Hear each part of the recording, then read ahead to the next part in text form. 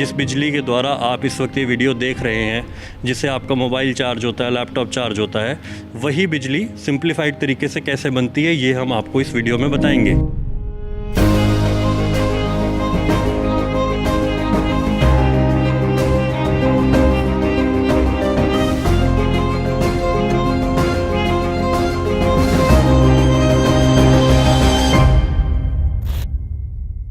मैं इस वक्त Talwandi Sabo thermal power plant के कंट्रोल रूम में खड़ा हूँ। जितनी भी बिजली बनती है, बननी है और आगे एग्जीक्यूट भी होनी है, वो इसी कमरे में तय होता है। ज़्यादातर जो प्लांट है वो ऑटोमेटेड है, इसीलिए यहाँ पर ये जितने भी इंजीनियर्स और जितने भी कंसर्न्ड अथॉरिटीज़ बैठी हैं, ये लोग यहाँ पर बैठकर उस चीज़ को ऑपरेट कर रहे हैं, यहीं से डायरेक्शंस दे रहे हैं और उसी हिसाब से वो बिजली बन रही है।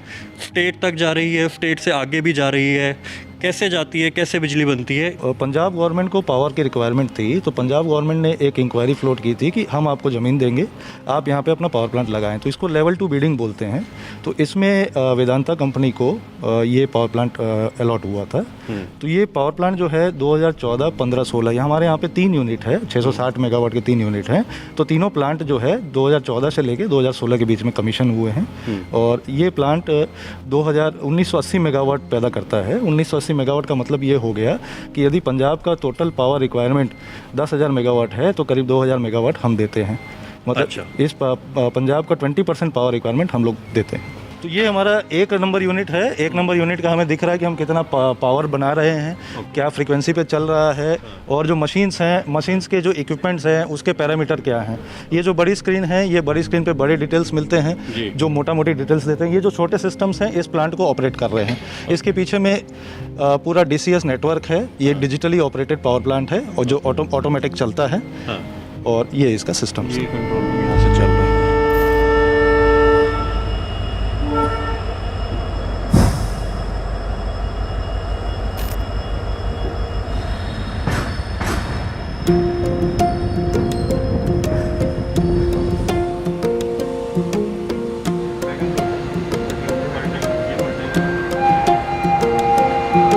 ये हमारा जो है ये थर्मल पावर प्लांट है जो कोयले से बिजली पैदा करता है। हमारा कोयले का टाई अप है महानदी कोल फील्ड्स के साथ में, जो कि कोल इंडिया लिमिटेड का एक आर्म है। हमारी जो साल भर की टोटल कोल की जो खरीदी है वो है 7.7 मिलियन टन्स। इसके हिसाब से आप देखेंगे, जो ये गाड़ी देख रहे हैं आप, वैगन, ऐसे हमारे यहाँ पे 8 से 10 गाड़ियाँ रोज़ आती हैं। अच्छा। और ये आगे जाके वैगन टिपलर प्रोसेस है, जहाँ पे एक एक वैगन को पलटी करके कोयले को आगे प्लांट में भेजा जाता है।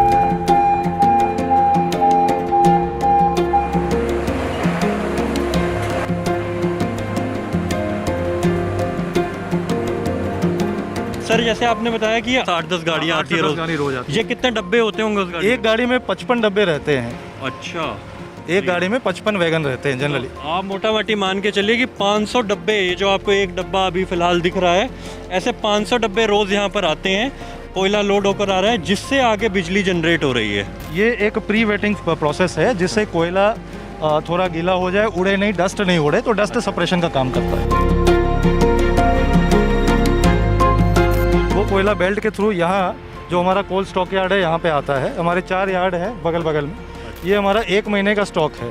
तो ये हम लोग यहाँ पे स्टॉकिंग करते हैं। उसके बाद में जैसे जैसे प्लांट में रिक्वायरमेंट रहता है, यहाँ पे हमारे पास में स्टेकर रिक्लेमर रहते हैं, जो इस कोयले को फिर आगे बेल्ट पे डाल के अंदर बॉयलर तक पहुँचाते हैं। अच्छा सर, ये पूरी कन्वेयर बेल्ट लगी हुई है जिसके थ्रू हो रहा है? एग्जैक्टली। अच्छा, तो वहाँ से आता है और ये सारा ऑटोमेटिक ही है, ये बेल्ट के थ्रू? ये पूरा ऑटोमेटिक है, ये कंट्रोल रूम से ऑपरेट होता है। कंट्रोल रूम से ऑपरेट हो रहा है। अच्छा सर, ये अब जैसे इतना सारा कोयला यहाँ पर पड़ा है, तो इसकी वजह से तो धूल मिट्टी खूब रहती होगी? नहीं, ये कोयला जो है ये डस्ट सेपरेशन के थ्रू आता है। अच्छा, और इसके ऊपर डस्ट सेपरेशन लगता रहता है। ये डस्ट सेपरेशन के लिए लगे हुए हैं इस पे। अच्छा। ये आप जो वाटर मॉनिटर्स देख रहे हैं, ये डस्ट सेपरेशन के लिए लगे हुए हैं।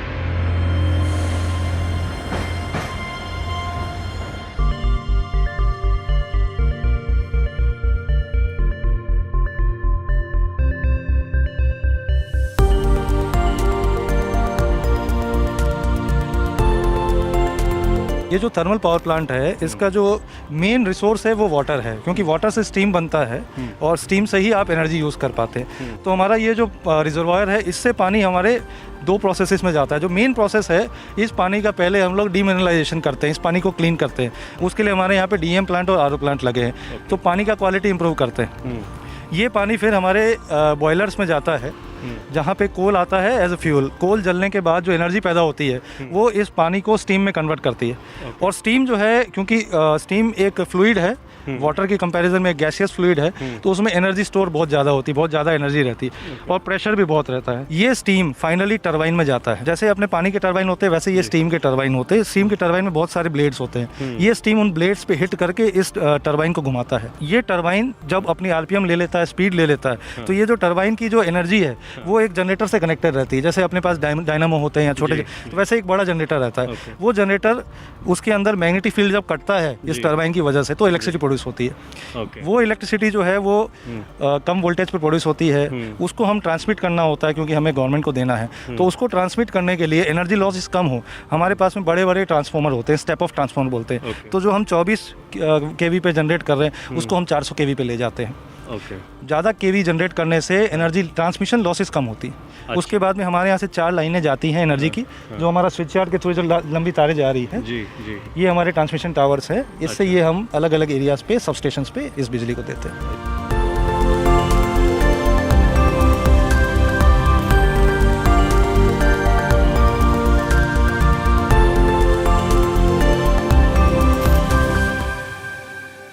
जो कोयला वहाँ स्टॉक किया, उस कोल को वहाँ से कन्वेयर के थ्रू लेके आए। तो ये जो ग्रीन कलर के, लाइट ग्रीन कलर के जो स्ट्रक्चर्स है, ये बंकर्स है।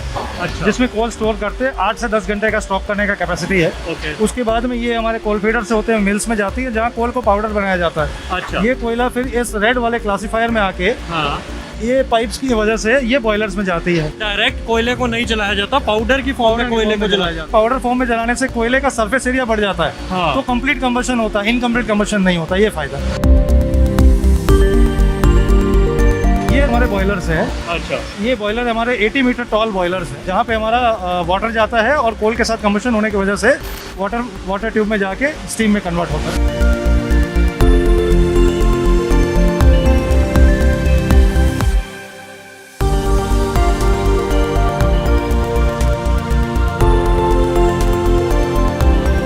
सर, ये जो आप देख रहे हैं ये स्टीम की पाइपलाइन है।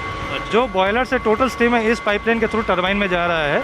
ये स्टीम का टेम्परेचर 570 डिग्री और इसका प्रेशर करीब 250 kg है।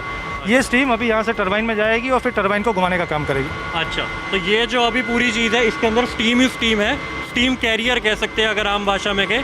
स्टीम यहाँ से जा रही है और इसके अंदर हीट रहती होगी खूब सारी। इसके अंदर 570 डिग्री 570 डिग्री सेंटीग्रेड। लेकिन हाथ लगाने पर लग रहा है ये 45-50 या इससे ज़्यादा तो शायद नहीं लग रहा। इसके ऊपर इंसुलेशन का लेयर इसलिए दिया जाता है कि आपका टेम्परेचर का और एफिशिएंसी का लॉस ना हो, आपका टेम्परेचर मेंटेन रहे। टरबाइन तक जाते हुए ठंडा हो गया तो इसकी एनर्जी कम हो जाएगी।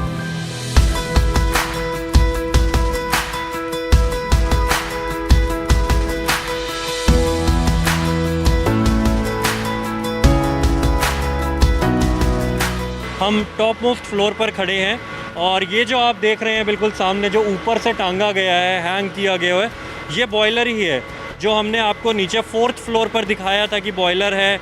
वहाँ पर कैसे जो स्टीम बनाई जा रही है, कोयला, गर्म कोयला जब पानी की ट्यूब्स पर पड़ रहा है, स्टीम जनरेट हो रही है, वो इसी बॉयलर में हो रही है। इसको ऊपर से ही हैंग किया गया है, नीचे इसका बेस नहीं है। ऐसा क्यों है, हम यहाँ पर सर से जानते हैं। ये बॉयलर जो है इसमें स्टीम कन्वर्ट होता है, पानी से स्टीम बनता है, काफ़ी हीट इसमें प्रोड्यूस होती है। तो ये बॉयलर ऊपर से इसलिए लटकाया जाता है कि जब बॉयलर में हीट कन्वर्जन होता है या हीट पैदा होता है तो ये बॉयलर एक्सपांड करता है। ये बॉयलर की जितनी हम दीवारें देख रहे हैं, चारों दीवार बेसिकली वाटर वाल है जिसके अंदर में ट्यूब्स हैं।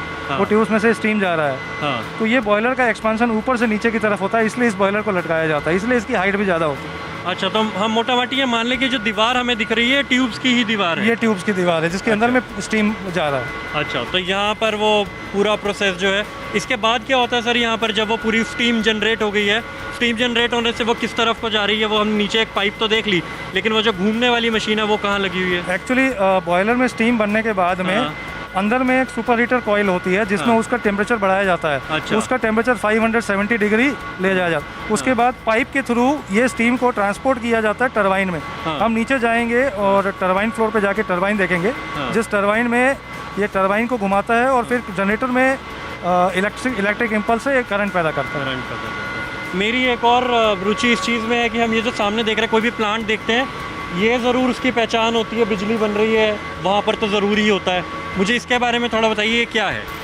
इसको नेचुरल ड्राफ्ट कूलिंग टावर बोलते हैं। इसका बेसिक पर्पस क्या है, जो स्टीम हमने अभी टरबाइन में दे दी, हाँ। टरबाइन को घुमाने के बाद जो स्टीम बच गई, हाँ। उस स्टीम को एक कंडेंसर में डाला जाता है ताकि उस पानी को रीयूज़ कर सके बॉयलर में। अच्छा। तो उसको जब कंडेंसर में डालते हैं, उसको ठंडा करने के लिए हमें पानी चाहिए होता है। हाँ। वो पानी हम जो पीछे रिजर्वायर देख रहे हैं, वो रिजर्वायर से लिया जाता है। जी। वो पानी जब स्टीम को ठंडा कर देता है तो पानी में हीट रह जाती है। हाँ। वो पानी वापस इस कूलिंग टावर में जाता है। कूलिंग टावर में पानी ऊपर से फॉल करता है। हाँ। उसका सरफेस एरिया बढ़ा दिया जाता है। अंदर में पीवीसी की फिल्स रहती है, जिसके थ्रू उसका सरफेस एरिया बढ़ा देते हैं। हाँ। तो वो पानी जब ऊपर से क्रॉस करता है तो नीचे से एयर पास करती है। वो एयर इस पानी को ठंडा करके थोड़ा एवापोरेट करते हुए पानी को ले जाके टॉप से निकलती है। तो कूलिंग टावर का मेन फंडा ये है कि पानी को ठंडा करे ताकि मैक्सिमम जो हमारा स्टीम है उसको ठंडा करके रीयूज़ कर सके बॉयलर।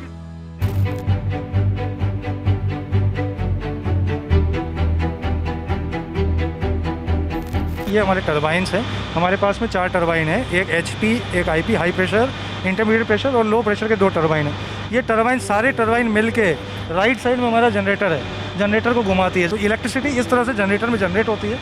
फिर यहाँ से हम उसे ट्रांसफार्मर से स्टेप अप करते हैं। स्टेप अप करने का मतलब है उसका वोल्टेज बढ़ाते हैं।